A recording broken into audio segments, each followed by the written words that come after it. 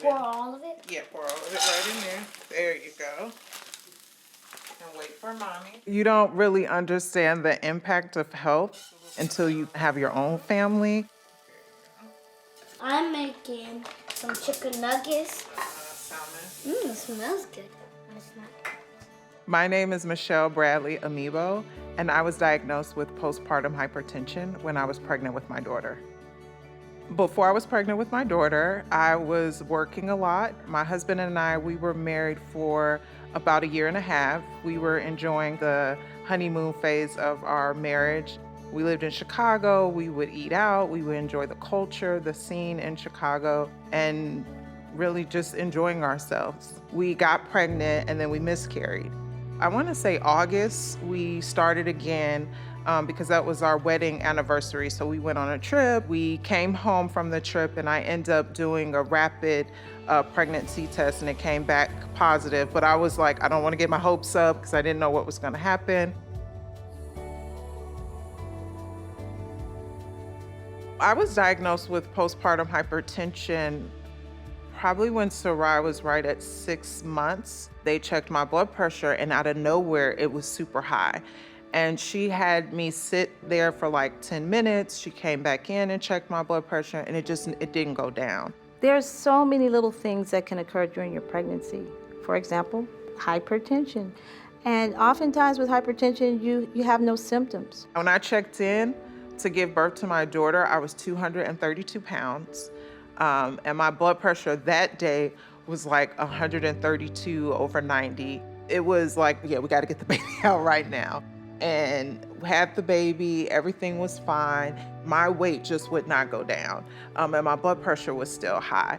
So that's when I got in with my internal doctor and he was like, we got to put you on some type of medication. I'm like, I can't take blood pressure medication at 31. There are blood pressures that are like genetic kind of anomalies or congenital. That's a different thing. I knew mine was due to, pregnancy, weight gain, not nutrition, not being correct, no exercise. So I pleaded with my doctor. I was like, look, give me 4 weeks to try to course correct with my nutrition and my dieting.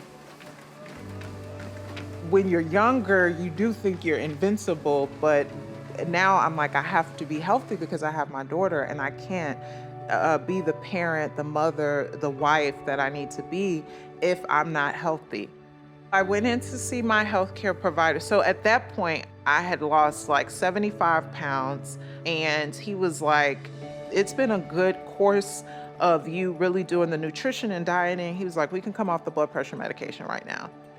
Since then, I have consistently been able to keep my blood pressure low with diet and exercise. Some of the most important things that all women can do for their heart health: maintain daily exercise, at least 30 minutes a day, maintain a healthy weight, and of course, have your blood pressure checked. Find someone who you can partner with because you do need your healthcare provider who you can partner with so you can kind of course correct whatever health condition you have going on. You don't know what you don't know. So if you can partner with a physician, a caring, compassionate, experienced physician, show up and be present, collaborate as a team, and whatever problems you think you might be having, share that and they'll let you know, is this really a problem? Someone messaged me and was like, you need to get in contact with the American Heart Association because they do work around cardiovascular disease. And of course, when I think of the American Heart Association, I think of heart attack, heart transplant, like some major heart life event. I submitted my story to it because I was like, if this can help someone, and sure enough, they reached back out to me and they were like, we would love to hear more about your story. I was like, really?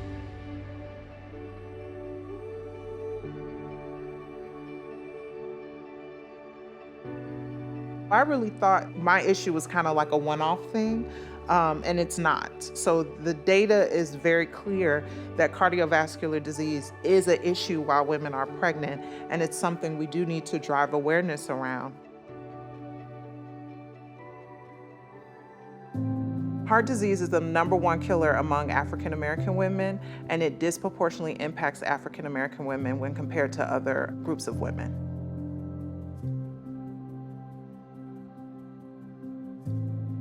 Black women are about 3 times more likely to die from hypertension or cardiovascular related conditions during pregnancy.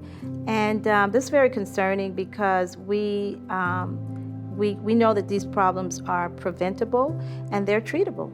The American Heart Association is making a tremendous contribution to our understanding of cardiovascular disease. When we donate to the American Heart Association, we take ourselves away from being an individual and we join a team, almost an army of individuals who are joining the fight to save women's lives.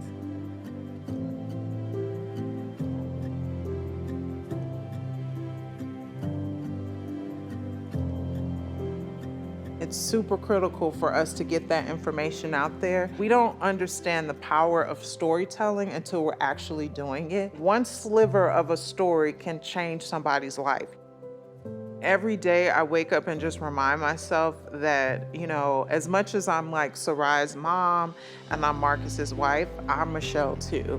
And I have to take a little bit of the day to make sure that I'm taking care of myself. When I'm focusing on myself, I'm not being selfish to my family. That's how I can be my best self and best serve them. As the caboose was going by, it broke loose and rolled toward the river.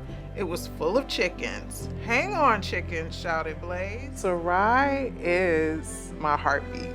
I mean, I'll start crying. She is like, I'm so blessed to have her. She is the culmination of like me and my husband, and she got the best of what we had to give her. She is everything, and it is just an honor, and I thank God that He saw fit for me to be her mother.